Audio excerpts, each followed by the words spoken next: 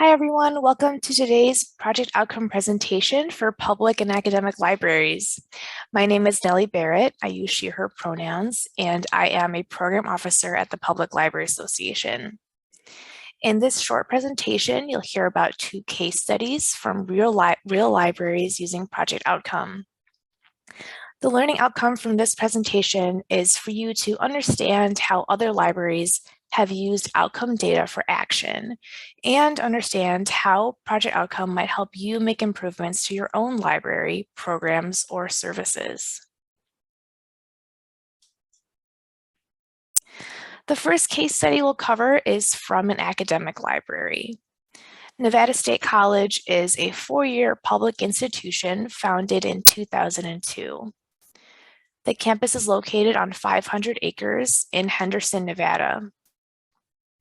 Nevada State College is the second fastest growing public institution in the US, with the current enrollment approaching 5,000 students.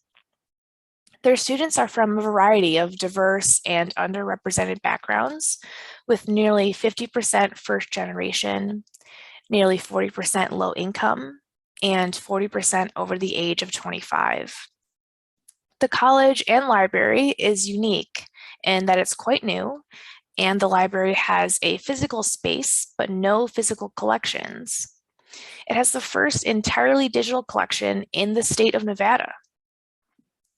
Use of the space has increased significantly since the move to a digital collection, but until Project Outcome, they had no way to measure the impact of this space on students. So in comes Project Outcome's space survey. I want to add a quick note that the space survey is only available to academic libraries because it is designed to measure the outcomes of learning spaces as it applies to academic libraries and not any or all library spaces. So to measure the outcomes of Nevada State College's physical library space, the staff administered the survey to students who had booked study rooms via LibCal. The responses from the survey were overall positive, but they scored the lowest on the awareness outcome. The library saw that students were not making the connection to other resources and services provided by the library. They thought that the reason for this was probably due to limited signage. From the open-ended comments in the survey, the library learned that many students were using the rooms for quiet individual study rather than for group work, which was what the library had originally designed and intended the rooms to be used for. This is the library's results summary from page 1 of their space survey report. You can see that the library had positive outcomes to point to. They ended up with a 14% response rate, so that was 22 responses for them. But nonetheless, this produced actionable feedback. I also want to mention that Nevada State had done a correlational study prior to their implementation of Project Outcome. From this correlational study, the library reported that the data was useful in advocating to college administration about the value of library space, but it was not actionable data for the library beyond that. At that time, they did not have a specific ask for their administration beyond just more space. The correlational study didn't allow them to discover any ways they could improve the space to better meet students' needs. So from the combination of the new project outcome data and the data from the correlational study that they did prior, which did have positive responses, but didn't deliver results that were actionable, the library was able to incorporate the more specific, actionable feedback that they got from Project Outcome in order to have an ask for administrators that went beyond just more.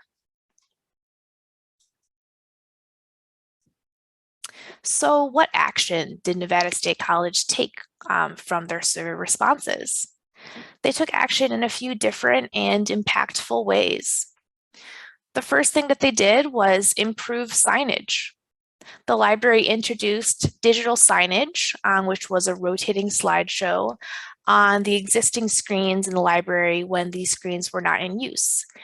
They used this signage to advertise library services, and they also placed table tents in the study rooms to promote events and resources. The library also changed their reservation policies. They updated their policy to allow a single student to reserve the smaller study rooms for individual quiet study, because that was a piece of feedback that they received from the space survey. The library also soundproofed their study rooms. They installed sound absorbing panels that resulted in a 30% reduction in noise based on decibel testing that they did. And they also looked at how they could reduce noise overall. The library is currently exploring other solutions to reduce noise, such as changing the library entryway from an open space to a glassed off entrance that could potentially reduce noise from other areas of the building. And then finally, advocacy. The results were shared with Nevada State's student government organization, and the results were also used to advocate with campus administration that more quiet study spaces were needed on campus. In the summer of 2019, a library-led renovation project was approved to convert a nearby classroom into a quiet study lab. So I like this case study because it shows how one survey with a relatively small number of responses led to many demonstrated improvements to the library, and it gave the students exactly what they said that they needed to be successful.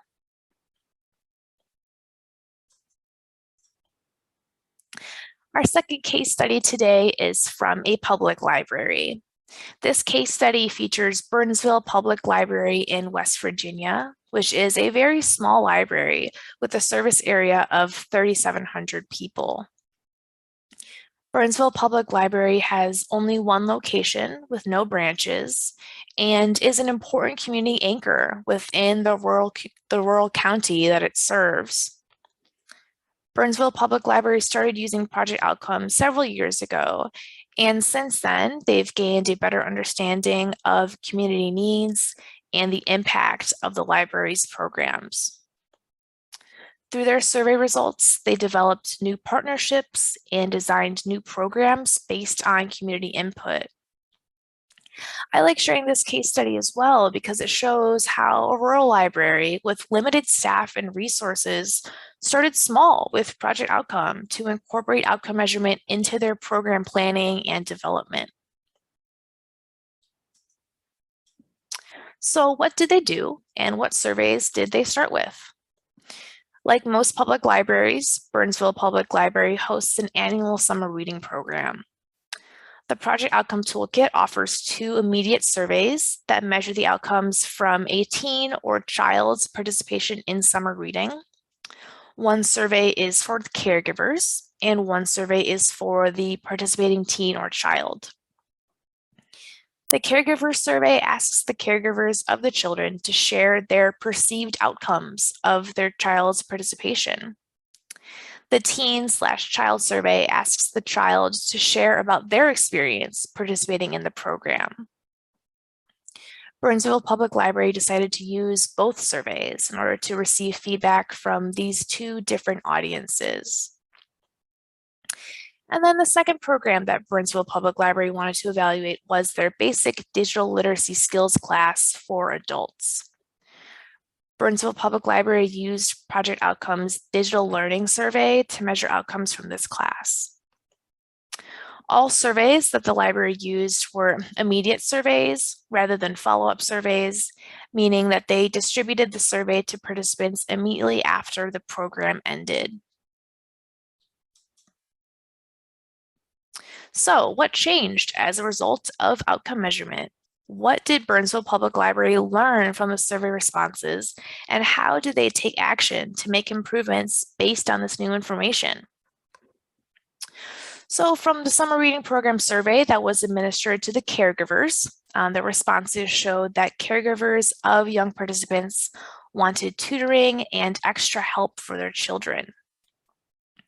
Equipped with this information and this evidence of the program's impact, Burnsville Public Library worked with the local school district to have 2 teachers offer tutoring at the library the following summer for 3 days a week. Based on the responses from the summer reading program survey that was administered to children, the library also started a new after-school program because respondents showed an appetite for additional programming. Children shared that they wanted to learn more about science and technology, so the library planned after-school classes that included hands-on STEAM-related activities. And then finally, the library also put the responses from their digital learning survey to good use.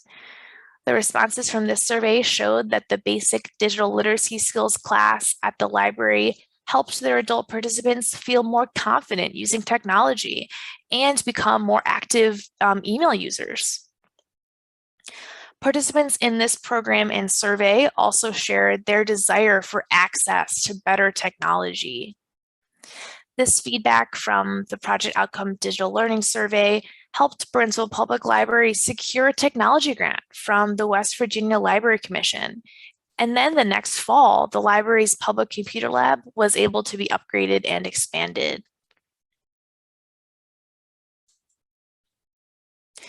To read more about the case studies we highlighted today or the other public and academic library case studies we didn't get to cover, visit the Project Outcome Resources page, then click Case Studies under the From the Field section.